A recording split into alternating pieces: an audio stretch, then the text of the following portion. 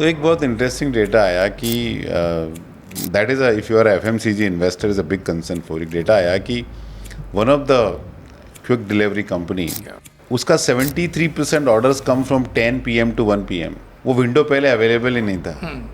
वो क्या खरीदेगा? वो एस्टेब्लिश एफएमसीजी कंपनी के प्रोडक्ट तो नहीं खरीद रहा है। वो आइसक्रीम खरीद रहा है, वो क्विक स्नैक्स खरीद रहा है, वो कुछ और ब्यूटी प्रोडक्ट खरीद रहा है, वो कुछ बर्थ कंट्रोल प्रोडक्ट खरीद रहा है, और वो अलग कहानी है। So you are absolutely right. मैं कई ऐसे लोगों को जानता हूँ जिन्होंने जिंदगी में केवल शुगर कंपनीज ट्रैक की हैं, नथिंग एल्स। अब कितना छोटा सा सेक्टर है and they have made turns of money because उनको उनकी इतनी अच्छी समझ है कि उनको पता है कि इस भाव पे ही लेना है, इस भाव पे बेचना है। तो मेरा एक थ्योरी है, मैं उसको कहता हूँ थ्योरी ऑफ 3 C's। किसी भी कंट्री को ग्रो करने के लिए इन माई ओपिनियन 3 चीज़ों की जरूरत पड़ती है: capability, capacity and confidence. As a country we need capability, we need capacity and we need confidence. Confidence नहीं होता तो आप रिस्क नहीं ले पाते। तब ये तीनों फैक्टर में असेस करते हैं कि वेयर इज इंडिया।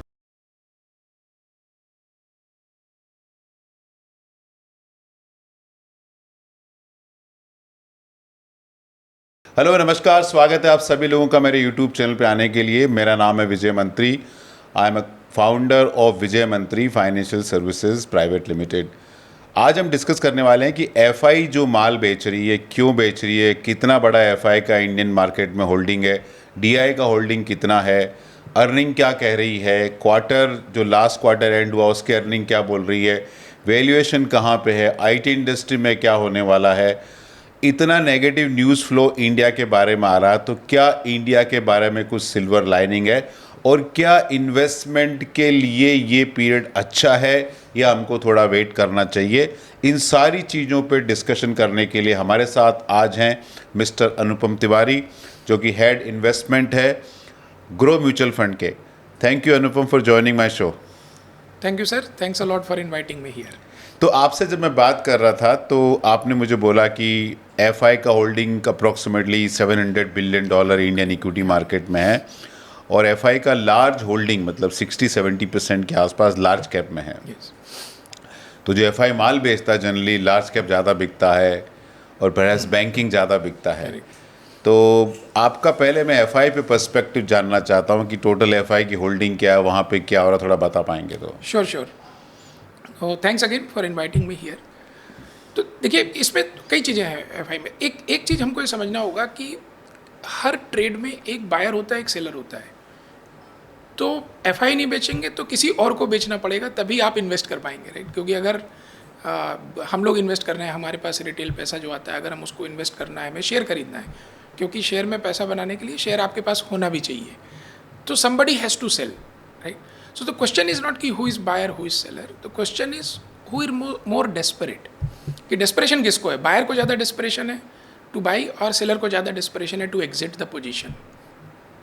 अभी जो एफआई वाला प्रॉब्लम है इसका तो अभी एफआई को ज़्यादा डेस्परेशन बेचने का ऐसा लग रहा है? करेक्ट। Okay. तो इतना बहुत ज़्यादा भी नहीं है। मैं कहूँगा कि ऐसा नहीं है कि they are just desperate to get out of India, क्योंकि अगर आप देखेंगे किसी भी दिन का आप नंबर देखिए तो ऐसा नहीं होता है कि they are only sellers, they are also buying. So there is net selling हो रहा है, but they are buying something, they are selling something, और उसके कई कारण हैं, दे आर जेन्युइन रीजन्स। तो देखिए, पहला क्या था कि जो 2000 का दशक था, 2000 टू 2010 काफ़ी ज़्यादा कैपिटल रेज हुआ था इंडिया में, बैंकिंग में स्पेशली, और उस समय हमारे पास कैपिटल नहीं था। तो ये सारा का सारा कैपिटल एफआईज के थ्रू आया था। Now that has matured, right? और उसकी भी हम डिस्कशन करेंगे कि अर्निंग का क्या इशू हो रहा है। और तब ये कंपनियाँ छोटी थी, नई बन रही थी, ये सारे जो हमारे प्राइवेट बैंक से इवॉल्व हो रहे थे, और इनमें बहुत अच्छी ग्रोथ हो रही थी क्योंकि ये लोग बहुत ज़्यादा मार्केट शेयर गेन कर रहे थे। और उस समय पीएसयू बैंक्स के लिए वो फ्री फ्लोट पे ज़्यादा था। फ्री फ्लोट पे तो धीरे धीरे बढ़ता गया जैसे जैसे वो कैपिटल रेज करते गए। अब क्या हुआ कि 2011-12 से लेके 2020 तक तो इंडिया में एफआईज का पैसा 3 तरीक़ों से आता है। एक हम जिसको एफडीआई बोलते हैं, जो प्राइवेट इक्विटी इन्वेस्ट करते हैं, वो तो चल ही रहा है हमारे यहाँ। तो हमारा ग्रॉस एफडीआई एक्चुअली नंबर काफ़ी अच्छा है पिछले करीब 15-20 साल। नेट में गड़बड़ होती है। नेट में गड़बड़ होती है क्योंकि अब थोड़ा रिटर्न भी हो रहा है, and which is good, actually it is not bad. तो दूसरा पैसा आता है कि जो डायरेक्ट इंडिया डेडिकेटेड फंड हम जिसको बोलते हैं, और तीसरा पैसा आता है ग्लोबल इमर्जिंग मार्केट फंड्स के थ्रू, कि एक इन्वेस्टर है, उसको इमर्जिंग मार्केट पे इन्वेस्ट करना है, वो ज़्यादा दिमाग नहीं लगाता हो, किसी एक एसेट मैनेजर को जो इमर्जिंग मार्केट फंड चलाता है उसको पैसे दे देता है, फिर वो एसेट फंड मैनेजर या जो एसेट मैनेजमेंट कंपनी है वो अपने हिसाब से उसको ग्लोबली डिस्ट्रीब्यूट करती है। तो बेसिकली ज़्यादा पैसिव टाइप हो गया कि MSCI बेंचमार्क है इमर्जिंग मार्केट का, उसमें जिस कंट्री का जितना वेटेज है, ग्लोबल उसके फंड का आसपास। लोगों का जो इमर्जिंग मार्केट में पैसा डालते हैं अप्रोक्सीमेटली उसी परसेंटेज में 2-3-5% इधर उधर एलोकेशन होता है। Correct correct. और अभी इंडिया का वेटेज कम हो काफ़ी गया कम है। हो गया। हाँ, तो अब क्या हुआ था कि 2012-13 से लेके 11-12 से लेके 2020-21 तक ग्लोबल इमर्जिंग मार्केट फंड के थ्रू इंडिया में बहुत पैसा आया था और उस ड्यूरेशन में इंडिया का वेट काफ़ी बढ़ गया था। अगर आप ब्रॉडली समझिए, मोटा मोटा अभी जो टोटल ग्लोबल इमर्जिंग मार्केट है उनका अगर आप जीडीपी पूरा जोड़ें तो 42 से 44 ट्रिलियन डॉलर के आसपास है और उसमें इंडिया 3.74 डॉलर के हिसाब से आप जो भी कर लीजिए, तो we are less than 10% of total global emerging market GDP। Okay, लेकिन आज से 4-5 साल पहले हमारा वेट ऑलमोस्ट 20% पहुंच गया था। तो let me understand what you saying कि जो ग्लोबल इमर्जिंग मार्केट का GDP था वो 42 बिलियन डॉलर है। इंडिया का आज GDP 3.5 to 4 बिलियन डॉलर के आसपास है। तो हमारा वेटेज ग्लोबल GDP में इमर्जिंग मार्केट वाली में 10% के नीचे है, लेकिन इमर्जिंग मार्केट इक्विटी इंडेक्स में हमारा वेटेज 20% के भी ऊपर था। एक समय था ऐसा, एक समय क्योंकि उस समय क्या था कि इंडिया में अच्छी ग्रोथ हो रही थी, इंडिया का मार्केट अच्छा कर रहा था, चाइना अच्छा नहीं कर रहा था और बाकी सारे इमर्जिंग मार्केट अच्छा नहीं कर रहे थे। तो हमारा वेट तो बेसिकली क्या होता है, it's like any other index की जो स्टॉक चल रहा है उसका वेट बढ़ता जाता है, राइट। तो इमर्जिंग मार्केट को अगर आप ग्रुप ऑफ स्टॉक पकड़ें तो हमारा वेट बढ़ता जा रहा था। फिर वो सिचुएशन 2023-24 के बाद रिवर्स होना शुरू हुई, बिकॉज हमारे यहाँ थोड़ा स्लो डाउन हुआ earning, we can discuss that. और उसी ड्यूरेशन में ये सब AI प्लस चाइना ने अच्छा करना चालू कर दिया 13-14 साल बाद, राइट, कि दे स्टार्ट, उनकी बॉटम हो गया मार्केट, तो उनका वेट बढ़ा। चाइना का वेट एक्चुअली डिक्लाइन सिग्निफिकेंटली, 40% के ऊपर था कोई टाइम चाइना का वेट इमर्जिंग मार्केट इंडेक्स में। वो गिर गिर के 18-19-20 के आसपास आ गया, तभी भी वहीं अभी पे है 25 लगभग। के आसपास चला नहीं, अभी कम है actually. Taiwan is highest, Taiwan highest है, कोरिया भी है, ताइवान है। तो चाइना इज सेकेंड हाईएस्ट और अभी इंडिया का वेट लगभग 12% हो गया है। तो मेरा ये मानना है कि वेट के हिसाब से now we are very close to bottom, क्योंकि अगर आप आज भी ये माने कि 3.834 ट्रिलियन डॉलर जो भी आप पकड़ें, we are around 8-9% of GDP कोई बहुत ही एग्जैक्ट मैट्रिक्स नहीं है टू डिटरमाइन वेट। जैसे ताइवान का तो कुछ जीडीपी नहीं है, बट उनका वेट 23% है, बिकॉज उनकी एक कंपनी है TSMC, उसका वेट इंडिया से भी ज़्यादा है। तो TSMC का ग्लोबल इमर्जिंग मार्केट इंडेक्स में 13% का वेट है। तो एक TSMC कंपनी है जिसका ग्लोबल इमर्जिंग मार्केट में वेट 13% है सिंगल कंपनी का, और इंडिया का 12% टोटल मार्केट का। करेक्ट। और आप ये भी बताइए कि TSMC जो कि ताइवान का टोटल GDP 1 ट्रिलियन डॉलर से नीचे है, और इस कंपनी का TSMC का मार्केट कैप, खाली इस कंपनी का मार्केट कैप ताइवान की GDP के डबल है। करेक्ट। और टोटल ताइवान का जो मार्केट कैप है वो ताइवान की GDP के 4 गुना के भी ऊपर है। करेक्ट। तो काफ़ी लोग ये बोलते हैं कि जो TSMC कंपनी है उसको आप ताइवानी कंपनी ट्रीट मत करिए। हाँ, it's a global company. It is a global company, it is just strangely located in Taiwan, but it supply to all the mega 7 और many companies. Is that a right rational to look at? You can say that, right. और हालांकि semiconductor industry बहुत cyclical industry होती है। अच्छा, ये पता नहीं था मुझे। हाँ, तो इट्स नॉट हिस्ट्री में अगर आप देखेंगे तो इसमें बहुत ज़्यादा बूम बस्ट होते हैं, क्योंकि बहुत ज़्यादा डिमांड होती है, कैपेसिटी कम पड़ने लगती है, तो बहुत ज़्यादा इट्स अ वेरी कमोडिटाइज्ड इंडस्ट्री। तो TSMC is a manufacturing company, तो जैसे NVIDIA या इंटेल या और बहुत सारी जो चिप मैन्युफैक्चरर हैं, Qualcomm, not manufacturer, designers, so they design the chip. TSMC उनको मैन्युफैक्चर करती है। हालांकि chip manufacturing itself is a very complicated task, और उसमें जो सबसे की होता है वो एक मशीन होती है जिसको हम लिथोग्राफी मशीन बोलते हैं। वो एक्चुअली एक यूरोपियन कंपनी बनाती है, they have virtually monopoly in that, and TSMC has been working with them for very long period of time, so they build capacity etcetera. Nevertheless, तो अगर आप ये माने तो कमिंग बैक टू इंडिया का situation कि हमारा 8-9% का, तो GDP is not a right matrix to see, but it gives you a decent anchor कि आपको कैसे सोचना चाहिए कि कहाँ क्या हो सकता है।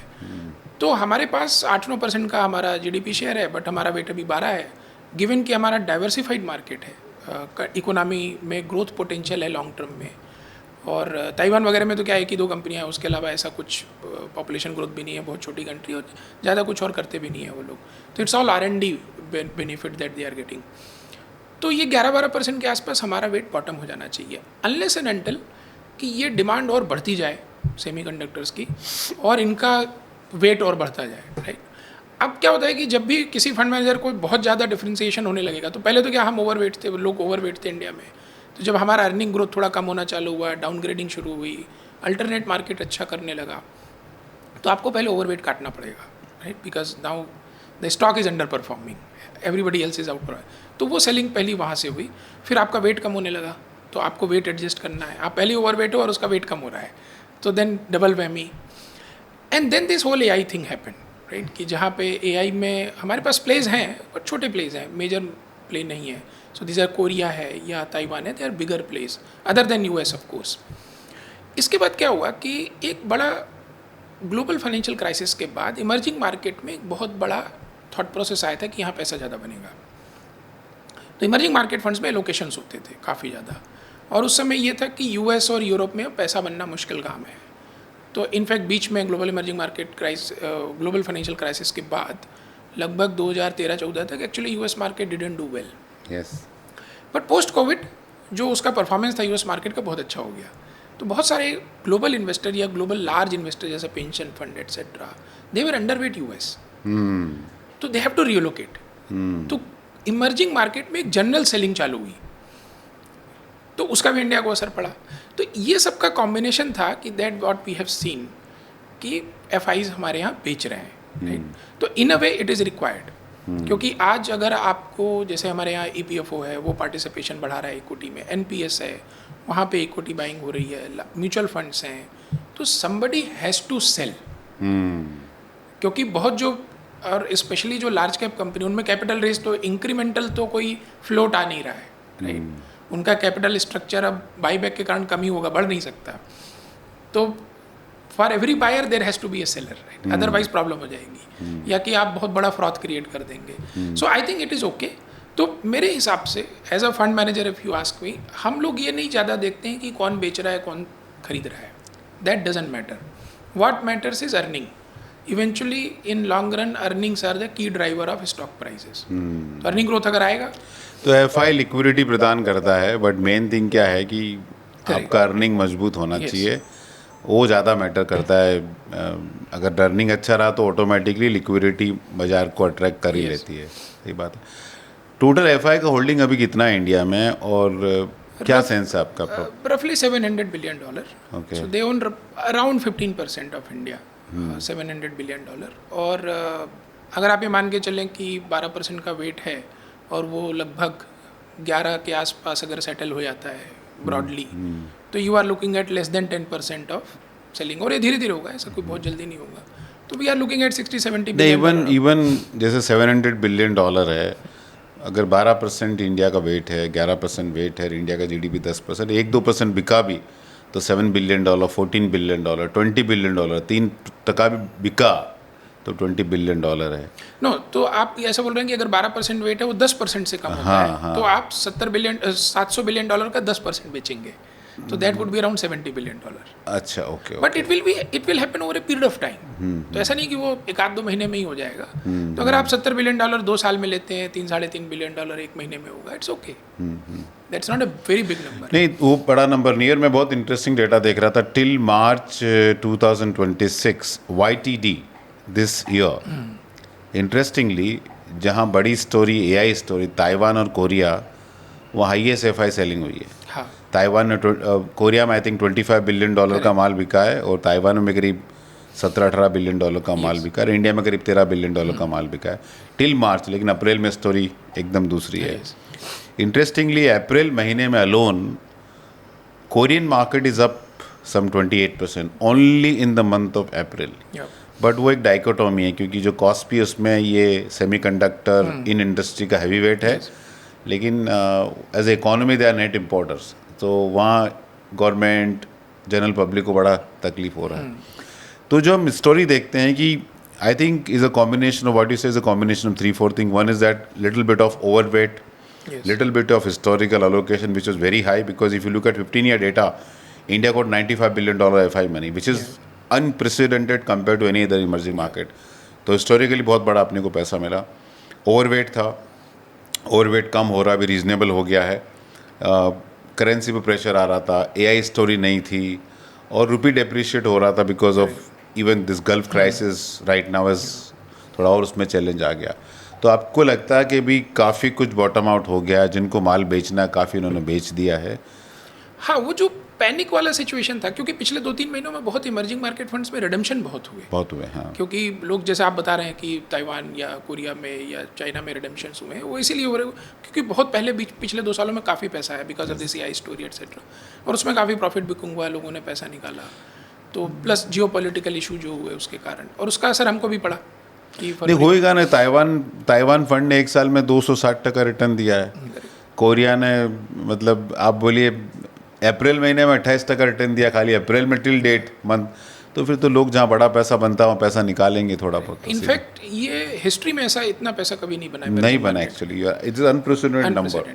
तो lot of people have been waiting for 10 years yes, investing in those countries in emerging markets की कभी तो पैसा, क्योंकि करेंसी सबका डिप्रिशिएट होता रहता है, और तो वो डॉलर डिनोमिनेटेड रिटर्न कभी किसी का अच्छा नहीं होता है, और वो अभी दिख रहा है, तो इसलिए भी रिडेम्पशन हो रहे हैं। तो एक्चुअली बहुत इंटरेस्टिंग, लोग काफ़ी समझ नहीं पाते हैं कि जैसे ताइवान का 260% बाजार बढ़ा है, और पोस्ट कोविड ताइवानी मार्केट 6-7 गुना बढ़ा है, लेकिन प्री कोविड ये खराब कर रहा था बाजार, बहुत ज़्यादा खराब कर रहा था।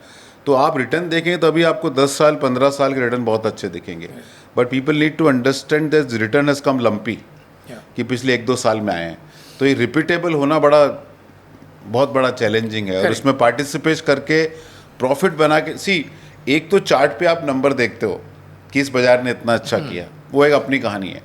दूसरी कहानी कि can you make money out of it. जैसे सिल्वर में हम देखते हैं, सिल्वर ने बहुत अच्छा अप्रिसिएशन दिया, बट कितने इन्वेस्टर ने एक्चुअली सिल्वर में पैसा बना लिया, तो दोनों अलग चीज़ होती है। तो ये बात ध्यान रखनी चाहिए। तो बेसिकली क्या होता है कि जैसे हम लोग एज अ फंड मैनेजर काम करते हैं, तो अगर मान लीजिए यूनिवर्स है 700-750 स्टॉक्स का, जिसमें आप पोटेंशियली इन्वेस्ट कर सकते हैं, लेट से 1000 कंपनियों का। हमारा अपने करियर में पूरी लाइफ में ये ऑब्जेक्टिव होता है कि अगर हम 50 से 70 कंपनियों को बहुत अच्छे से समझ लें और उनमें हमारा कन्विक्शन बहुत ही अच्छा हो जाए, तो we would be amazingly successful out of 700 to 1000 companies. तो आप पैसा इसलिए नहीं बना सकते किसी भी में कि वो चल रहा है। बड़ा पैसा तब बना सकते हैं आप जब आपकी उसमें बहुत अच्छी समझ हो, बहुत डीप कन्विक्शन हो, और वो कोई भी एसेट क्लास हो। मैं कई ऐसे लोगों को जानता हूँ जिन्होंने ज़िंदगी में केवल शुगर कंपनीज ट्रैक की हैं, नथिंग एल्स। अब कितना छोटा सा सेक्टर है, and they have made turns of money, because उनको उनकी इतनी अच्छी समझ है कि उनको पता है कि इस भाव पे ही लेना है, इस भाव पे बेचना है, राइट। और वो दुनिया में और कुछ ट्रैक ही नहीं करते। तो उन्होंने पूरा साइकिल देखा हुआ है, सब कुछ देख लिया, मतलब वो उनका 24 घंटे का काम है केवल शुगर ट्रैक करना है, and they only invest in sugar companies. तो ऐसे ग्लोबली बहुत सारे ऐसे फंड हैं who are very specialist and they make tons of money. तो सबसे पहले as an investor everybody has to understand कि आप कौन सी एसेट क्लास परफॉर्म कर रही है, उसको देख के, उसका चार्ट देख के आप हर जगह नहीं जाके पैसा कमा सकते। आपको उसकी समझ होनी चाहिए, वेरी गुड पॉइंट, उसमें कन्विक्शन होना चाहिए, तब आप उसमें पैसा कमा पाओगे। बाकी कुछ ना कुछ तो हर साल चलता है। हाँ, कोलंबिया ने 100% रिटर्न दिया है। हाँ, ठीक बात है। तो आपने पॉइंट बहुत, आई think is a very interesting point आपने बोला, जो हमारे व्यूअर्स उनको ध्यान रखना चाहिए कि आप एक छोटे सेक्टर में भी पैसा बना सकते हैं, लेकिन मोर इम्पोर्टेंट चीज़ क्या है कि आपको उसकी डीप समझ होनी चाहिए, फुल कन्विक्शन होना चाहिए। फुल टाइम जॉब है, ऐसा नहीं कि आप फंड मैनेजर को आउट परफॉर्म नहीं कर सकते, बिकॉज फंड मैनेजर को तो entry, exit, liquidity, well diversified portfolio सब रखना पड़ता है, तो उनकी अपनी लिमिटेशंस होती है। तो यूवर्स के लिए बहुत अच्छा इंसाइट दिया आपने इस चीज़ को लेके। अच्छा, आप मुझे बताइए कि अभी जो निफ्टी का पी मल्टीपल है वो 20 के नीचे है, प्राइस टू बुक वैल्यू 3.1 के नीचे है, डिविडेंड यील्ड 1.4 के आसपास है, हिस्टोरिकल रिटर्न 10% के आसपास है 10 साल के। आपको क्या लगता है कि इस बाज़ार में वैल्यूएशन के बेसिस से मार्केट कैसा लग रहा है, और उसके बाद अर्निंग का आपका क्या प्रोजेक्शन है? क्योंकि जो अभी मार्च क्वार्टर के नंबर आए हैं उसमें मुझे लगता नहीं कि ये जो इजराइल ईरान कन्फ्लिक्ट का इतना इम्पैक्ट शायद अर्निंग्स पे आया होगा। तो आप overall supply disruption, oil, gas, सबको देखते हुए आप थोड़ा सम अप करिए बाजार की वैल्यूएशन एंड अर्निंग को हमारे लिए। ओके, तो देखिए जो मैं बहुत ज़्यादा ये इंडेक्स लेवल पी वगैरह पे भरोसा नहीं करता हूँ। It's a Okay. Very fluid concept है ना। और तो मैं एक जो डेटा पॉइंट देखता हूँ उसको वो मैं कहता हूँ डिविडेंड यील्ड। वेरी तो इंटरेस्टिंग। निफ्टी का डिविडेंड यील्ड एक्सट्रीम पे it is a very very good indicator to watch. और आप ट्रेलिंग 12 मंथ का जो डिक्लेयर डिविडेंड है वो देखिए, तो उसमें कोई एस्टिमेट कुछ नहीं है। It's like hard cash that has been declared has paid out of companies earning. और generally market bottoms out around 2% of dividend yield, Nifty का डिविडेंड यील्ड। और अगर आप 2005-06 के बाद देखें तो ऐसा केवल चौथी बार हो रहा है अभी। तो 2008 की क्राइसिस में हुआ था, फिर 13 की क्राइसिस में हुआ, फिर कोविड में हुआ और अभी हुआ है when actually dividend yield has reach 2%। So that is हमको तो 1.4 दिखता है निफ्टी की वेबसाइट पे।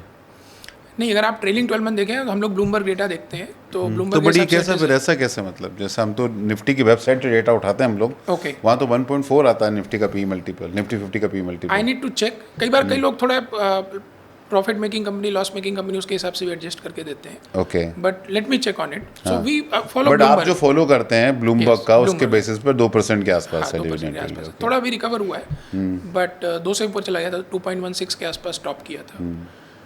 So that is for me a very very important indicator and I watch it very carefully every time, because वो एक एक्सट्रीम केसेस में ही इतना नीचे जाता है। और अगर आप देखें हमारी broadly compounding of your book value, तो ईपीएस ज़्यादा नहीं देखना चाहिए। अगर आपको लॉन्ग टर्म पोटेंशियल देखना है रिटर्न का किसी भी इकोनॉमी में, किसी भी कंट्री में, किसी भी इंडेक्स में, तो आप ये देखिए कि उसकी बुक वैल्यू कितने से कंपाउंड हो सकती है।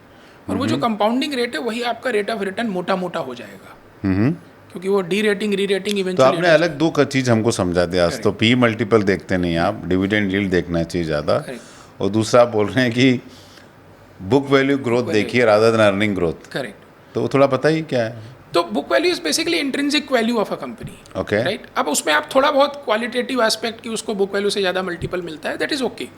बट अगर आप उसका प्राइस टू बुक एक स्टैटिक कर लीजिए कि तो कैपेबिलिटी, तो book value is tangible value, right, किसी भी कंपनी की, कि उसमें जो हार्ड कैश इन्वेस्टेड है उस कंपनी में और जो उसका रिटेन्ड प्रॉफिट है, प्लस आप एक प्रीमियम देते हैं कैपेबिलिटी का, राइट। तो इक्विटी वैल्यू है क्या है? Equity value at the end of the day is capability of a company, क्योंकि आप उसको एक मल्टीपल दे रहे हैं। वो मल्टीपल पे आपको कॉन्फिडेंस क्यों है, ट्रस्ट क्यों है? Because that company has demonstrated certain amount of capability. तो आप उसको बोलते हैं इसको 15 का पी मिलना चाहिए, इसको 25 का पी मिलना चाहिए। अब उसके बहुत सारे मल्टीपल फैक्टर हैं कि वो कैसे ड्राइव होता है। बट मोटा मोटा आप अगर ये समझें कि बुक वैल्यू की कंपाउंडिंग का रेट क्या होगा, नॉट द बुक वैल्यू पर से, but at what rate it can compound, eventually आपका रिटर्न एज अ ओनर उतना ही होगा। तो हिस्टोरिकल क्या नंबर रहा है ये? तो ये कंपनी टू कंपनी डिफर करता है, इसको अच्छा, इंडेक्स पे नहीं देखना अच्छा, है। उसको इस पर भी इंडेक्स को नहीं इंडेक्स देखना पे नहीं चाहिए। देखना ओके, है ना? Fair enough. तो मोटा मोटा अगर आप देखें तो आप निफ्टी को अगर थोड़ा बहुत कैलकुलेट करें तो आप 6 से 8% की बुक वैल्यू कंपाउंडिंग इजीली हो जाती है, क्योंकि उसमें सबका आरओई उतना है ना। और आपको अर्निंग में से 2% का लगभग डिविडेंड यील्ड मिलता है, और जो रिमेनिंग बुक है वो 6 से 8% से कंपाउंड हो रही है। तो आप मोटा मोटा 8 से 10% आप मिनिमम एक बेसिक रिटर्न को एक्सपेक्ट कर सकते हैं, right, from a Nifty, if अगर आपने पूरी बास्केट ले ली है। So from that perspective that attraction becomes very very good at current level. अभी क्या चल रहा है? हाँ, मतलब मैं वही बोल रहा हूँ कि अभी 8-10% के आसपास। हाँ, हमारा ये एस्टिमेट है कि आप अगर उसकी book value long term compounding देखिए, so that would easily be 8 to 10%। उसका री इन्वेस्टमेंट ये सब हटा उठा के, तो then you look at let say 8 से 10% का आपको रिटर्न बन जाएगा। एक अच्छे केस में आपको 12% का रिटर्न बन जाएगा, राइट। और निफ्टी एक अच्छा इंडेक्स है, तो वो बार बार अपने अंडर परफॉर्मर्स को हटाते भी रहते हैं। अच्छा, अभी इंडिया में थोड़ा निफ्टी में प्रॉब्लम भी है कि जो लार्ज कंपनीज हैं उनको वहाँ से फ्री फ्लोट के कारण हिलाना मुश्किल है। तो थोड़ा डायनामिक इंडेक्स नहीं है वो, उसको चैलेंजर जो है उसको बड़ी मेहनत लगती है। हाँ, बिकॉज उतना बड़ा आपको टॉप 50 मार्केट के फ्री फ्लोट के बेसिस पे आना चाहिए, वो आसान नहीं है। करेक्ट। तो क्योंकि कुछ रेगुलेटेड मोनोपोलीज हैं, कुछ बहुत ज़्यादा कमोडिटी कंपनीज हैं, और दूसरी कंपनियों को उतना साइज बनाना मुश्किल काम है। बैंक्स हैं जिसमें 100% फ्री फ्लोट होता है, राइट। तो ऑल दैट, तो NSE 100 is a better option, Nifty is a challenge in that sense. और तो डज इट मीन दैट जो आप बोल रहे हैं कि निफ्टी 50 का performance compare to other indices in future could be little less? Yes, I believe so. Okay. मुझे ऐसा लगता है, क्योंकि उसके दो कारण हैं। एक तो ये कि एफआईज के पास बहुत ज़्यादा लार्ज कैप है, तो वहाँ पे जो मैंने कहा ना डेस्परेशन ऑफ सेलिंग, वो थोड़ा ज़्यादा है। मिड एंड स्मॉल कैप में उनकी ओनरशिप कम है। टॉप की 50 कंपनियां, उनमें बहुत बड़ा प्रॉब्लम है। एक couple of things are going against them. पहला ये है कि उनकी जो अर्निंग्स हैं, जो कैश फ्लो हैं, उनमें ग्रोथ लाने के लिए जो री इन्वेस्टमेंट करने की ज़रूरत है, वो करना एक चैलेंज है बड़ा, है ना। तो वो जो बुक वैल्यू की कंपाउंडिंग है उनके लिए, वो चैलेंजिंग होती जा रही है, राइट। बहुत सारी ऐसी लार्ज कंपनीज हैं इंडिया में जिनके ईपीएस का 30% अदर इनकम है।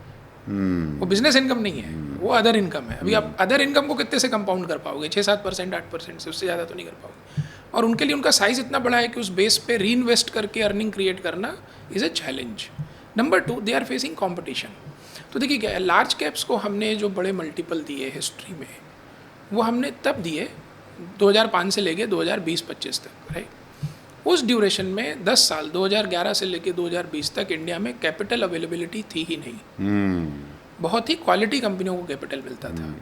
तो मल्टीपल उन सबका बढ़ गया जिनके पास कैश फ्लो और कैपिटल था, और बाकी सबको लोगों ने बोल दिया सब कचड़ा है। वो बाप इन्वेस्टिंग आया कि profit pool was limited only in few clean hands, whatever you call it. Capital was available, capital was, हाँ ठीक बात है। हाँ। अब क्या है, 2020-21 के बाद कैपिटल मिल रहा है।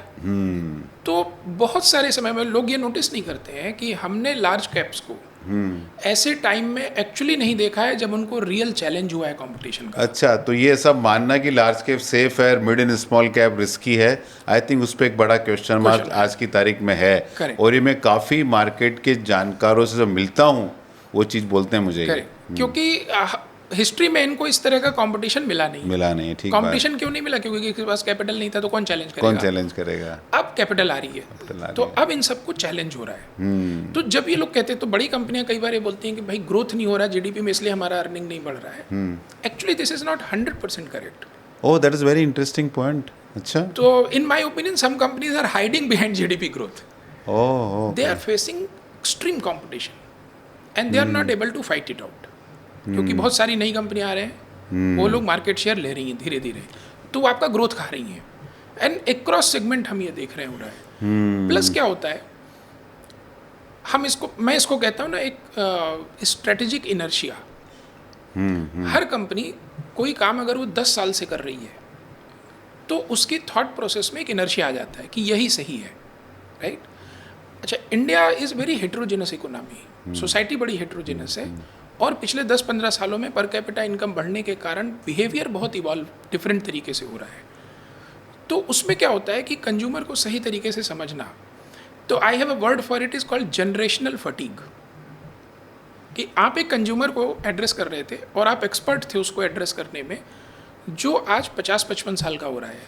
आपने उसको पकड़ा था जब वो 25 साल का था, आपको उसकी आदत है, बट जो नया डिसीजन मेकर है वो 20-22 साल का है। तो एक बहुत इंटरेस्टिंग डेटा आया कि that is if you are FMCG investor is a big concern for. एक डेटा आया कि one of the quick delivery company, उसका 73% orders come from 10 PM to 1 PM। वो विंडो पहले अवेलेबल ही नहीं था। वो क्या खरीदेगा? वो एस्टेब्लिश एफएमसीजी कंपनी के प्रोडक्ट तो नहीं खरीद रहा है, वो आइसक्रीम खरीद रहा है, वो क्विक स्नैक्स खरीद रहा है, वो कुछ और ब्यूटी प्रोडक्ट खरीद रहा है, वो कुछ बर्थ कंट्रोल प्रोडक्ट खरीद रहा है, और वो अलग कहानी है। So you are absolutely right, the way consumers are changing is incredible. And some of the very large establish company, कई ऑटोमोटिव कंपनी जिनका एक क्लेम था कि we understand customer the best, and they were successful. तो आज customer ही बदल गया। हाँ, तो ये मेरा ही फेवरेट टॉपिक है कि पहले क्या है कि हम एक एफएमसीजी कंपनी को देख के अर्बन कंज्यूमर का हेल्थ डिस्कवर करते थे। वो मैट्रिक्स हमको भी चेंज करना पड़ेगा। बिल्कुल ठीक बोल रहे हैं। एंड पहले ये था कि behavioural difference would be purely geographical, वो अभी भी कुछ है, हाँ, थोड़ा बहुत, और या कि इनकम बेस्ड होगा। अभी ऐसा नहीं है, अभी नहीं है। तो जो थोड़ा सा टियर 2, टियर 3, टियर 4 का कंज्यूमर है, वो भी उतना ही एक्सपेरिमेंटेटिव, उतना एस्पिरेशनल हो गया है जितना एक मेट्रो का कस्टमर है। नहीं, बिल्कुल। जैसे हम देखते थे कि पहले, जैसे I come from a small home town, my home town is small city in Rajasthan. तो चले पहले बॉम्बे में जिस तरह कपड़े पहनते थे, जिस तरह के लोग कंज्यूम करते थे प्रोडक्ट, वो हमारे होम टाउन आने में 3-4 साल लगते थे। अभी तो एक्चुअली इंस्टेंट लगता है सम पार्ट। सबको पता है इंटरनेट आने से कि ये क्या होता है, लोगों को वो एक्सपीरियंस करना हाँ है। हाँ हाँ इनफैक्ट छोटी जगहों पे टियर 3 टियर में लोगों के पास टाइम ज़्यादा है, so they want to experience more because let's say Bombay में you are spending so much time in travel, right? So you cannot do lot of things, and वहाँ पे लोगों के पास टाइम है, so they want to experience, they want to experiment, they want to have new products etc. और वो चूँकि आजकल आप ऑनलाइन ऑर्डर कर सकते हैं, फटाफट पहुँच जाता है। तो सो अनुपम, निफ्टी 50 के बजाय निफ्टी नेक्स्ट 50 पे ध्यान दो, और मिड कैप 150 की तरफ, small mid cap and small mid cap 150 की तरफ ध्यान दो। ये आपका if you are a index investor, if you are index investor. अच्छा, now we come to earning पे क्या लगता है आपको आने वाले पीरियड में क्या होना चाहिए? तो लेट्स अंडरस्टैंड कि अर्निंग में पेन क्यों हुआ, व्हाट इज द रीजन। हाँ, ये बहुत जरूरी जानना। हाँ, करेक्ट। तो अगर आप मोटा मोटा एकदम लेमैन लैंग्वेज में समझे तो इंडिया में अर्निंग के 3 ड्राइवर हैं। सरकार जो खर्चा करती है इंक्रीमेंटल, हाँ, गवर्नमेंट एक्सपेंडिंग, या दूसरा है जो हम एक्सपोर्ट करते हैं, और तीसरा है जो हमारी जनरल इकोनॉमिक एक्टिविटी है, जो हमारे जैसे लोग स्पेंड कर रहे हैं, कंजम्पशन जो आप समझ so government spending, consumption and export, 3 big pillar. Correct, ठीक है ना। तो उस कंजम्पशन के कारण हमारे यहाँ कैपेक्स होता है, गवर्नमेंट के कारण हमारे यहाँ एक प्राइवेट कैपेक्स होता है एटसेट्रा। अब ये तीनों में अनफॉर्चुनेटली एक साथ प्रॉब्लम हो गया। 2023 के सेकेंड हाफ के आसपास 2024 में ये डिस्कशन चालू हुआ कि यूएस में रिसेशन हो जाएगा। तो US is a very efficient economy, तो जैसे ही उनको लगा कि रिसेशन हो जाएगा तो उन लोगों ने इन्वेंट्री रन डाउन शुरू किया कि भाई बहुत सारी इन्वेंट्री है, अगर मंदी हो गई तो ये सब इन्वेंट्री हमारी वेस्ट हो जाएगी, खाली तो करो, आप इन्वेंट्री कम करो। तो जो हमारा मर्चेंडाइज एक्सपोर्ट था उस पर असर पड़ने लगा। During the same time China became very aggressive in export market, क्योंकि वो कोविड के पेन से निकल रहे थे और उनको इनकम ग्रोथ करनी थी, इकोनॉमी अच्छी नहीं थी, so they started becoming very very aggressive, और उसका हमको इम्पैक्ट हुआ इन दोनों चीज़ों का। तो हमारा export growth virtually disappeared, merchandise export. तो अगर आप नॉन ऑयल नॉन गोल्ड हमारा एक्सपोर्ट देखिए महीने महीने का, तो वो लगभग 18-24 महीने से वो एक ही नंबर के आसपास घूमता है, तो रफली around 17 to 20 billion dollar a month, मोटा मोटा वहीं पे है वो, नॉन ऑयल नॉन गोल्ड। अच्छा, दूसरा क्या हुआ, 2024 में इलेक्शन के कारण जो गवर्नमेंट का कैपेक्स होता है वो स्लो हो गया, और फिर उसको टाइम लगा रिवाइव होने में, और इन सब का असर ये था। प्लस 2024 में बैंकिंग सिस्टम को थोड़ा आरबीआई ने टाइट करके रखा था, तो लिक्विडिटी टाइट थी, पर्सनल लोन में बड़ा प्रॉब्लम दिख रहा था। हाँ, प्लस वो लोग थोड़ा सा फोर्स कर रहे थे सबको, बैंकों की, you have to be bit conservative, तो उसके कारण लेंडिंग वगैरह में। तो जब ये सब क्या होता है कि देखिए, ये बुली पलपिट हम कहते हैं ना, कि जब आरबीआई बोलता है गड़बड़ होने वाला है, थोड़ा टाइट रहो, तो सबको लगता है गड़बड़ होने वाला है कुछ, तो एवरीबडी बिकम्स टाइट, और पूरे सिस्टम में जब तो सेल्फ फीलिंग प्रोफेसी हो जाती है कभी कभी। हाँ, तो उसके कारण consumer sentiment went very negative, और उन सब का असर ये था कि बहुत ज़्यादा अर्निंग, और कंज्यूमर भी जो पहले गेमिंग F&O में पैसा बनाता था, तो वो भी बंद हो गया बनाना 2024 एंड में आते आते। करेक्ट। हाँ, अब ये तो डिबेटेबल है, पैसा बनता था कि नहीं बनता, नहीं बनता था, बट उनको एक्टिव थे बहुत वहाँ पे, तो वहाँ से पूरा नुकसान हो गया, भयंकर तरीके से नुकसान हुआ। हाँ। तो Q2 FY25 से लगभग हमारा अर्निंग डाउनग्रेड शुरू हुए, बट अगर आप देखिए Q2 FY26 में अर्निंग डाउनग्रेड्स बॉटम आउट, वो बहुत कम हो गए थे। Q2 FY26 का मतलब जून क्वार्टर एंड, सितंबर 25 में अपना अर्निंग बॉटम आउट हो गया, डाउनग्रेड बॉटम आउट। दिसंबर में थोड़ा नंबर ठीक दिखे अपने। हाँ, दिसंबर में एक्चुअली काफ़ी अच्छे नंबर आए, that is after actually post Trump tariff. Yes, okay. और इस क्वार्टर के नंबर अभी तक एक्चुअली बहुत अच्छे हैं, क्योंकि जो वार का इम्पैक्ट है वो Q1 में आएगा अगले साल, मतलब ये अप्रैल जून 2026 के क्वार्टर में आएगा वार का इम्पैक्ट। हाँ, तो अभी तक एक्चुअली नंबर अच्छे हैं, क्रेडिट ग्रोथ अच्छा है, बैंकों की एसेट क्वालिटी में बड़ा इंप्रूवमेंट है, जो एक माइक्रो फाइनेंस में पेन हो गया था हम उसमें बड़ा अच्छा इंप्रूवमेंट देख रहे हैं।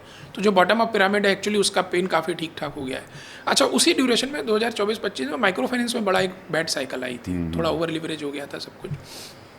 तो अब गवर्नमेंट कैपेक्स भी इंप्रूव हुआ है, धीरे धीरे हम देख रहे हैं कि उसमें ग्रोथ हो रही है, और इस साल के बजट में भी अच्छे नंबर हैं। लेट्स सी कि फिस्कल डेफिसिट कितना बढ़ेगा और उसमें कैपेक्स कितना घटेगा, क्योंकि काटने के लिए सिर्फ कैपेक्स ही बचता है, बाकी तो आपका कमिटेड एक्सपेंडिचर है, राइट, गवर्नमेंट सैलरी, इंटरेस्ट, वो सब। करेक्ट। और GST cut plus interest rate cut और जो इनकम टैक्स में एक छोटा रिबेट मिला था, उसके कारण कंज्यूमर सेंटीमेंट भी बहुत अच्छा इंप्रूव हुआ, राइट। तो वो दिखने लगा था हम लोगों को, ऑटो के नंबर अच्छे थे, बाकी सारी जगहों पे भी अच्छा था। तो अगर आप मोटा मोटा ये समझें तो जो भी अर्निंग डाउनग्रेड के रीजंस थे और प्लस ट्रम्प का जो प्रॉब्लम हुआ टैरिफ का वो भी अभी ख़त्म हो गया, तो हमारे साथ सारे कारण ख़त्म हो गए हैं अभी. Okay so now we are back in improving trajectory okay barring this war situation कि क्रूड की प्राइसेस जो बढ़ी हैं और तो हमारा करंट अकाउंट डेफिसिट प्लस. तो इसमें एक्चुअली अभी देखिए रिटेल में तो कंज्यूमर को कोई असर नहीं है, इंडस्ट्री पे है और गवर्नमेंट को असर है, गवर्नमेंट को असर. बिकॉज फिजिकल डेफिसिट थोड़ा ज़्यादा हो जाएगा. तो लेट्स सी, ये सॉल्व होना जरूरी है मतलब. और मेरे हिसाब से अभी थोड़ा हम ज़्यादा कॉम्प्लिकेटेड सिचुएशन में हैं क्योंकि अभी कुछ नहीं हो रहा है. अभी कुछ नहीं हो रहा है. लेकिन जैसे अभी इसराइल और ईरान का जो strait of Hormuz is most critical. It is just not the price, it is availability of helium, of LPG, fertilizer. ये सबसे बड़ा चैलेंज है. तो वो होपफुली मतलब सीज फायर तो होना तय, वो तो ट्रूस तो होगा, उसके बिना वर्ल्ड आगे मूव नहीं हो पाएगा. तो अभी एक बहुत बड़े फंड मैनेजर ने प्राइम मिनिस्टर को ओपन लेटर लिखा इंडिया के बारे में, और काफ़ी मीडिया में भी और एफआई के अंदर भी इंडिया के बारे में बहुत नेगेटिव है कि यहाँ तो हाथ ही नहीं लगाना. मतलब this is what I talk to my friend who was managing money, some fund manager, some FI में कोई फंड मैनेजर हैं, उनसे बात करते हैं, स्ट्रेटेजिस्ट है, उनसे बात करते हैं. तो इंडिया के नाम से अभी सब लोग थोड़ा डरते हैं. तो मैं उनसे सवाल पूछता था कि तुम 2 साल पहले 5 साल पहले तो ऑप्टिमिस्ट थे, and the said you were wrong. मैं बोला अगर उस टाइम रॉन्ग हो सकते तो अभी सही होने का क्या गारंटी है. But it is a manner of catching somebody through your words, but that is doesn't mean much. मैं आपसे पूछना चाहता हूँ कि इस बाज़ार में आप इंडियन इकोनॉमी, इंडिया का फ्यूचर के बारे में क्या आपको दिखता है? थोड़ा कुछ आप इनसाइट शेयर करना चाहेंगे अपने? नहीं देखिए, मुझे तो ऐसा लगता है कि यहाँ पे अगले 20 सालों में पिछले 20 सालों से ज़्यादा पैसा बनेगा. रियली? यस. एंड रीजन बताइए क्या है? या तो आई विल एक्सप्लेन यू. तो देखिए पहले इंडिया की बात करते हैं. तो इंडिया में ना एक बड़ा हिस्ट्री में बड़ी अच्छी चीज़ हुई है कि India has disappointed both optimist and pessimist. तो ये इंडिया की बड़ी अनोखी खूबी है कि यहाँ पे हर तरह का एक्सपर्ट गलत साबित हुआ है. वो चाहे वो ऑप्टिमिस्ट सपोर्टर रहा हो, चाहे वो बहुत ही बड़ा अपोनेंट रहा हो, इंडिया को लेके बहुत पेसिमिस्ट रहा हो. Because India in a way is a very complicated country, right. दुनिया में ऐसी और कोई कंट्री नहीं है, नहीं, बिल्कुल नहीं, जिसने इतने ज़्यादा डाइवर्सिटी के साथ अपनी डेमोक्रेसी को जिंदा रखा है. And people don't under appreciate this thing, but it comes with its own cost, right. ये कोई दुनिया में कोई भी चीज़ फ्री तो नहीं होती है. Plus we have a functioning democracy, we have rights, right. तो जैसे लोग इंडिया और चाइना को कंपेयर करते हैं, तो we should not just compare economy, we should also compare political economy and socio economy, right. वो तो आप फिर नहीं कर पाएंगे भाई. वहाँ तो आपकी ज़मीन 6 घंटे में ले ली जाती है, आप इंडिया में तो नहीं कर सकते वो, right. We compare our so their efficiency come at some cost. Correct. हम अमेरिका से कंपेयर करना चाहिए. We should always take aspiration, right. कोई भी कंट्री, कोई भी सोसाइटी रोल मॉडल से डेवलप होती है. Individual grow by role models. तो ऐसा नहीं कि कंपेयर नहीं करना चाहिए, but we have to understand कि there is always a contextuality to everything, है ना. तो अब जैसे लोग कहते हैं कि भाई एआई इंडिया में कुछ नहीं है, तो जर्मनी में भी तो एआई में कुछ नहीं है. वहाँ ऐसा क्या हो रहा है? फ्रांस में भी तो कुछ नहीं है, राइट. स्पेन में भी तो कुछ नहीं है एआई में, यूके में तो कुछ नहीं है एआई में. तो ऐसा नहीं है, आप हर चीज़ नहीं कर सकते. एआई में बिलियंस ऑफ डॉलर्स कैपिटल लग रहा है. कहाँ है हमारे पास कैपिटल? एक कंपनी वहाँ 200 300 बिलियन डॉलर का कैपेक्स कर रही है एआई को लेके. Do we have that kind of money? We don't have. तो we can not do it. It's okay, हम कुछ और करेंगे. निफ्टी 500 कंपनी के पास एक्स फाइनेंशियल 10 लाख करोड़ की कैश रखा ली. करेक्ट. तो हम कुछ और करेंगे. जिसका हमारे पास कैपेबिलिटी और जिसका हमारे पास कैपिटल है. क्योंकि it's not just capability, right. अच्छा, लोगों को ये भी लगता है कि इंडिया में कैपेबिलिटी नहीं है. World's most complicated things when they were denied to India, we made them. हमको डिनाई किया गया nuclear bomb, we made it on our own. हमको डिनाई किया गया कि आप न्यूक्लियर सबमरीन नहीं बनाओगे, हम कोई टेक्नोलॉजी देंगे. हम नॉर्मल सबमरीन नहीं बनाते हैं, बट हमने न्यूक्लियर सबमरीन बना ली. It's a unheard of kind of thing in the world कि हमसे नॉर्मल सबमरीन नहीं बनती है. हम उसके लिए अभी भी विदेशी पार्टनर लेके आते हैं, बट हमने न्यूक्लियर सबमरीन खुद बना ली है, which is a 3x 4x more complicated technology. हमको स्पेस टेक्नोलॉजी नहीं मिली, तो हमने स्पेस टेक्नोलॉजी अपने हिसाब से अपनी कॉस्ट पे हमारे लिए जो यूज़फुल है वो हमने बना ली. तो it's never a capability issue, right. So there are 2 issues why generally we have a problem. One is we are a democracy and we are a very diversified heterogeneous democracy. तो हमको वो democracy intact रहे, इसलिए हमको सबका सोच के चलना पड़ता है। आप सिर्फ और सिर्फ एक सेगमेंट के लिए बहुत कुछ नहीं कर सकते, राइट? या पूरा उसको वन वे स्क्यूड नहीं कर सकते, and that is okay. It's cost of having that thing, but it's okay. The second thing is we lack capital. कोई भी चीज़ करने के लिए आपको बहुत ज़्यादा कैपिटल चाहिए, राइट? आज भी अगर आप देखिए, अगर कोई कंपनी जाए, सपोज कीजिए एक बड़ी कंपनी है, और वो बोले कि भाई मैं $50 बिलियन AI में कुछ तो करने के लिए डाल रही हूँ, उसका स्टॉक गिर जाएगा पहले कि भाई पता नहीं ये लोग कर पाएंगे नहीं कर पाएंगे, राइट? तो Indian investor wants very high ROE, तो high ROE can not come at this kind of री investment and all that, right? So you can't have both high ROE and high R&D. बहुत मुश्किल होता है actually. 10 साल के बाद वो पता चलता है, 10 साल तक तो बहुत मुश्किल होता है। सो नाउ कमिंग टू कि why I am positive, right? तो मेरा एक थ्योरी है, मैं उसको कहता हूँ थ्योरी ऑफ 3 C's, राइट? किसी भी कंट्री को ग्रो करने के लिए इन माय ओपिनियन 3 चीज़ों की जरूरत पड़ती है: कैपेबिलिटी, कैपेसिटी एंड कॉन्फिडेंस। तो as a country we need capability, we need capacity and we need confidence. Confidence नहीं होता तो आप रिस्क नहीं ले पाते हो। तो अब ये तीनों फैक्टर में असेस करते हैं कि वेयर इज़ इंडिया, राइट? तो लेट्स टेक कैपेबिलिटी। कैपेबिलिटी के कंट्री के कॉन्टेक्स्ट में 3 डायमेंशन है। वहाँ की जो पॉपुलेशन है उसकी कैपेबिलिटी, सिर्फ पॉपुलेशन होने से कुछ नहीं होता, वो पॉपुलेशन कैपेबल होनी चाहिए। In long run the most important growth driver for any society is a skilled capable law abiding population, nothing else. कोई natural resource etcetera doesn't matter. अगर आपके पास एक capable skilled law abiding population है, that country will eventually grow. So that is population level capability. Then enterprise capability. To make big economy, you need large world-class enterprises who can do big things, balance sheet, management capability, depth. And third is governance capability. And government should embrace that growth aspect. और उसको capitalism कह लीजिए या facilitation कह लीजिए, but you require that governance का capability, transparency, etc. Stable legal regime. तो भी तीनों एस्पेक्ट में देखते हैं how we have improved in last 20-30 years. And my belief is capability brings growth. जैसे जापान है, जापान के पास कोई नेचुरल रिसोर्स नहीं है दुनिया का, but they are very capable country, we are high per capita income, growing, high GDP, right? Bihar से कम पॉपुलेशन है उनकी और इंडिया के बराबर GDP ऑलमोस्ट। तो वी हैव टू सी कि how we are moving in that direction. So individual capability में हमारे यहाँ कोई कमी नहीं थी। We are extremely hard working capable people, और इंटरनेट के आने के बाद उस कैपेबिलिटी का पर्कुलेशन बहुत फास्ट हुआ है। तो एक जो पहले प्रॉब्लम होती थी, एक डिफरेंशियल होता था कि Tier 2 Tier 3 टाउन का बच्चा कभी वो चीज़ नहीं सीख पाता था जो एक मेट्रो या Tier 1 का बच्चा सीखता था, irrespective of income level etcetera etcetera. Internet has bridge that gap. Okay. And that is amazing thing that has happened in India. A lot of people don't realize it.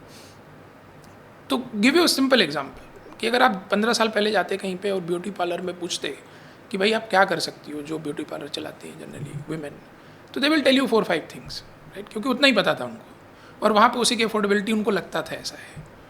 अब आप जाइए, सबको YouTube में देख देख के सब कुछ पता है। वहाँ भी ब्राइडल मेकअप वैसे ही होता है जैसा मेट्रोज में हो रहा है, because now they know. So the capabilities is not a concern. Not a constraint, right? Okay. At individual level. Okay. And I think AI will enhance it. Enhance it, okay. Right? For example, अगर कोई छोटा सा engineering college है किसी शहर में, जैसे मैं रीवा कहूँ, रीवा में इंजीनियरिंग कॉलेज है, वहाँ पे फ्लूइड डायनामिक्स पढ़ाने वाला शायद कोई अच्छा प्रोफेसर रहा हो, उसको समझना है। पहले बड़ा मुश्किल था, अभी सब आसान है। अब AI में he can understand in whatever way he want, right? So this capability enhancement will happen in across the board. Okay.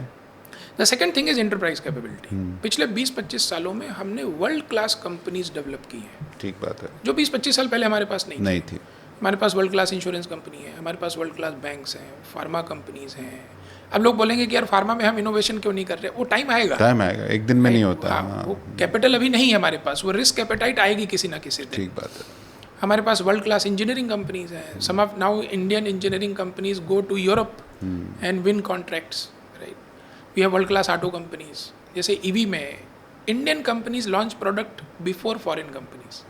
It's a great achievement. पहले ऐसा नहीं होता था. Even IC में भी become world leader today. We are the auto, or even defense will become, because now we are doing fantastic. Everything will work. So enterprise हो गया, ठीक है. फिर then government capability.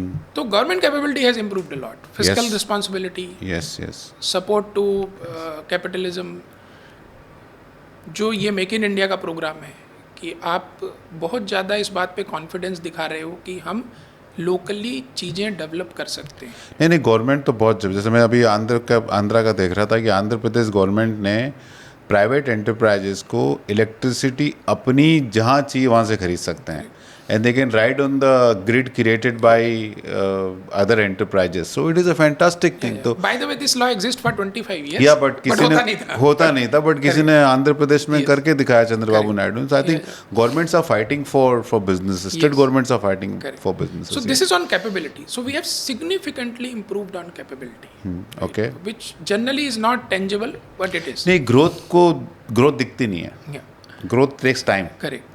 Then comes capacity.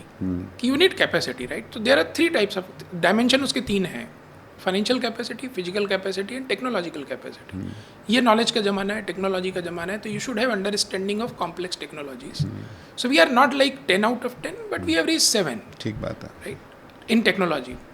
Then comes physical capacity, which is basically infrastructure. Improve हो रहा है, again we are not there yet, not 10 out of 10, but we are 8 out of 10. और at least जितना हमारे पास पैसा है हम उतना इन्वेस्ट कर रहे हैं और काफ़ी बिल्डअप हो रहा है. It's slow and it's still painfully slow, but it's there. The most remarkable achievement that we have done is financial capacity. तो जो मैं आपसे बात कर रहा था कि हमारे पास कैपिटल नहीं है, कैपिटल थी भी नहीं, but in last 25 years capital availability has improved significantly. तो ग्रोथ करने के लिए आपको इनोवेशन करना पड़ेगा. इनोवेशन के लिए रिस्क कैपिटल चाहिए, क्योंकि हम तो केवल सक्सेसफुल इनोवेशन देख रहे हैं, उसके सामने हजारों फेल हो जाते हैं, होते ही हैं, तब एक तभी एक बड़ा है. बन के आता है. तो आपको रिस्क कैपिटल चाहिए जो ये एक्सेप्ट करे कि मैं 1000 चीज़ों में पैसा जाएगा और उसमें से शायद 999 फेल हो जाए, and I am willing to take that chance. 20-25 साल पहले हमारे पास वो रिस्क कैपिटल था ही नहीं. Now we have created a massive pool, right, of risk capital. तो हमारे पास दुनिया के सारे प्राइवेट इक्विटी फंड से जो आते हैं, तो जो हम वो नेट FDI नेगेटिव देखते हैं, because those private equities are selling. उनका मैंने पैसे डाला बन गया. अच्छा, is a good news actually. It is not it is a reconfirmation कि इंडिया में आपका पैसा बनेगा. उसका असर क्या हुआ है कि अगर आप इंडिया के आज किसी भी अल्ट्रा HNI, आप तो मिलते ही होंगे, बिजनेसमैन से मिलें, they all want to replicate that thing. No, they are more excited about investing in these new ideas कि कहाँ they are willing to support. तो वो अभी पैसे का प्रॉब्लम नहीं है एक्चुअली. आपके पास आइडिया है तो ठीक है. सो गुड, ये अच्छा लगा मुझे. अब बताइए कि इस बाजार में कहाँ पैसा डालना चाहिए आपके हिसाब से. ओके, तो आई थिंक कि अगर आपके पास टाइम होराइजन अच्छा है तो एंड 5 year प्लस, सो आप अपने पैसे को 2 bucket में बांटिए कि something that you can leave for next 8 to 10 years and beyond, वो आप स्मॉल कैप में डालिए. ओके, स्मॉल कैप में इंडेक्स इन्वेस्टिंग नहीं करनी चाहिए. ठीक है. That is only one area where I don't encourage, because क्या होता है स्मॉल कैप में छोटी कंपनी को बड़े बनने में बहुत चैलेंज होते हैं, and most of companies fail. तो हर small cap company mid cap या लार्ज कैप नहीं बन सकती. It's a very challenging space to be. Only 2% बनती है. यस. तो जब आप इंडेक्स में करते हैं तो आपके साथ लॉट ऑफ फेलियर होते हैं. हाँ. तो इसीलिए अगर आप 10 साल बाद भी मुझसे मिलेंगे तो mid cap index will out perform the small cap index. तो इंडेक्स लेवल पे कंपैरिजन सही नहीं है. बिल्कुल बिल्कुल ठीक बात है. क्योंकि मिड कैप में ना बहुत अच्छी फिल्टर होकर कंपनियां जाती हैं कि जो सबसे बेस्ट स्मॉल कैप थे और जो बस लार्ज कैप बनते रह गए थे, तो वो मिड कैप है. तो दोनों तरफ से एकदम अच्छे से फिल्टर है.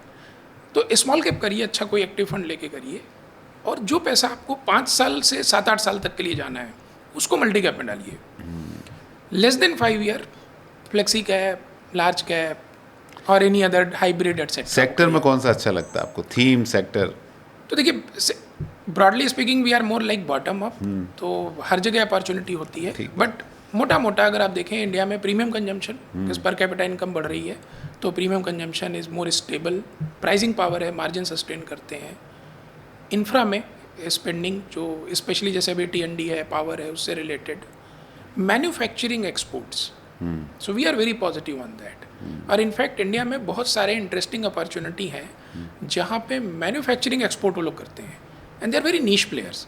तो चाइना का कैसा है, China is very good in volume, big scale. या बट जहाँ कस्टमाइजेशन आता है, जैसे एरोस्पेस आ गया, हाँ, they don't want to do. तो Indians are very good in that, and it is growing slowly because अब हमारे पास कैपिटल है टू इन्वेस्ट.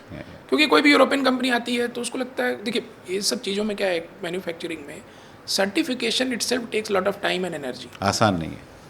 तो अब वो 2 साल वेस्ट करे और आपको $5 मिलियन का ऑर्डर दे, तो उसको लगता है ऐसा नहीं है यार, कुछ बनाओ कैपेसिटी, बना है। राइट। तो पहले कैपिटल नहीं होती थी, अब हमारे पास कैपिटल है, so we are doing that. And fourth thing is financials in India. Okay, We are more positive on NBFCs and non-lending financials than pure banks pure banks, okay. because they are growing and now they have capital. They have established a very good business model, understanding in last 10-15 years. सबका up and down हो गया है, तो सबको अब धीरे धीरे समझ में आने लगा है कि कैसे करना है, क्या करना है। Risk management practices are good. So these are broadly 4 areas where we are very positive. Thank you Anupam, आपने बहुत अच्छा Thank हमको इंसाइट दिया। और दोस्तों, आपको इस वीडियो में क्या अच्छा लगा और आप किस तरह की और गेस्ट को बुलाना चाहेंगे या किस तरह सब्जेक्ट मैटर पे आप डिस्कस करना चाहेंगे, ज़रूर अपने कमेंट्स में डालिए। और आप हमको कंटिन्यूस बेसिस पे फॉलो करते रहें ऐसे इंसाइट जानने के लिए। फाइनली दोस्तों, ये आपका पैसा है, आपका फ्यूचर, आप डिसाइड करें। हम इस पूरे प्रोसेस में बहुत ही छोटे एनेबलर हैं। Thank you very much.